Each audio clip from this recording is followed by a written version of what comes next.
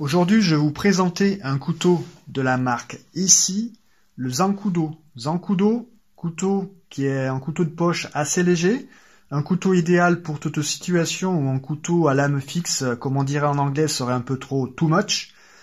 Donc c'est un couteau idéal pour un EDC, couteau de ville, couteau de poche, travail pour un couteau de travail où on veut couper du bois, travailler un peu le bois, couper des cartons. En fait, c'est un couteau de tous les jours qui va remplacer l'Opinel.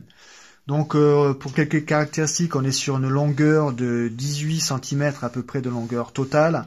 On est sur une lame de 7,6 cm et sur une longueur du manche de 10,16 cm. On est sur une lame en finition Stonewatch avec un acier AUS 78.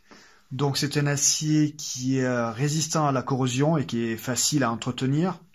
On est sur une fabrication à Taïwan.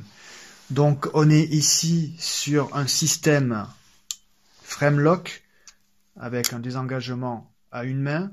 Ici au niveau du système frame lock, j'aurais laissé ici un petit peu plus de matière parce qu'il est assez difficile de désengager. En fait, il manque un peu de matière hein, avec le pouce, c'est un petit point négatif. Ça peut faire un petit peu mal quoi pour pouvoir voilà, désengager la lame. Donc on va ici retrouver donc ici le petit poussoir pour le pouce. On est sur des plaquettes données par ici en G10, mais je suppose que c'est du GRN, donc du nylon renforcé de fibre de verre. Donc ça reste un matériau qui est léger et très adhérent. On va trouver ici un petit grip pour améliorer l'adhérence de la main. Donc des plaquettes, enfin une plaquette qui est vissée sur la platine. Donc du coup, la plaquette, elle est intégrée directement à la platine. Je trouve ça au niveau du design beaucoup plus sympa. Platine ici qu'on va retrouver donc sans la plaquette, hein, platine en acier inoxydable. Donc ici au niveau du manche, on va être sur un manche ouvert, ce qui va faciliter le nettoyage du couteau. Donc très bonne finition au niveau du couteau et on va avoir aucun jeu latéral, aucun jeu horizontal, vertical. C'est vraiment de très très bonne finition. Le point négatif aussi, ça serait un petit peu donc entre le frame lock où il manque un petit peu de matière ici. Ça serait le clip que je trouve un petit peu trop gros. J'aurais préféré un clip plus discret. Surtout qu'en poche, le clip n'a pas tendance, vous voyez ici. On va pas bien voir, on a l'impression qu'il est résistant, mais en fait ça m'est arrivé plusieurs fois de l'avoir en poche et le couteau qui remonte et de le faire tomber en fait.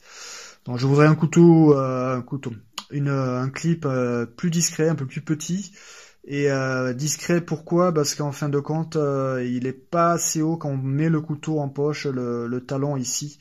Le manche du couteau a tendance toujours à dépasser quoi. Donc il manque légèrement de discrétion. Mais bon, c'est des petites pacotilles au niveau du couteau qui reste quand même un très bon couteau.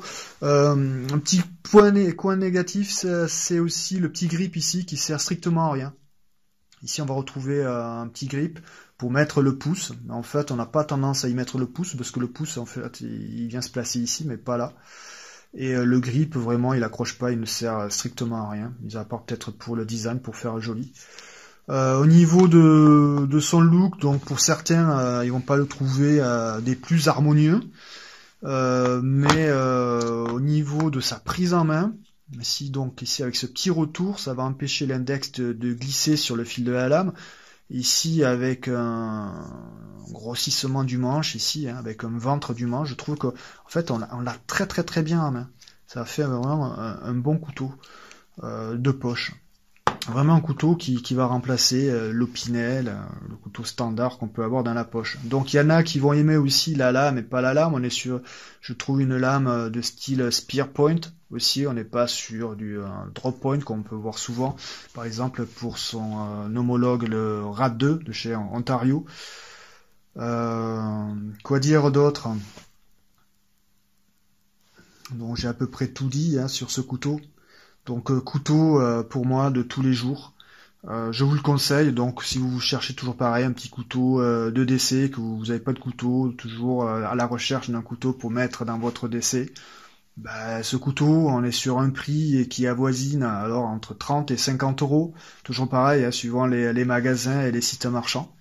Donc ça reste un couteau qui reste accessible, mais qui peut être aussi un peu cher par rapport à d'autres petits couteaux pliants.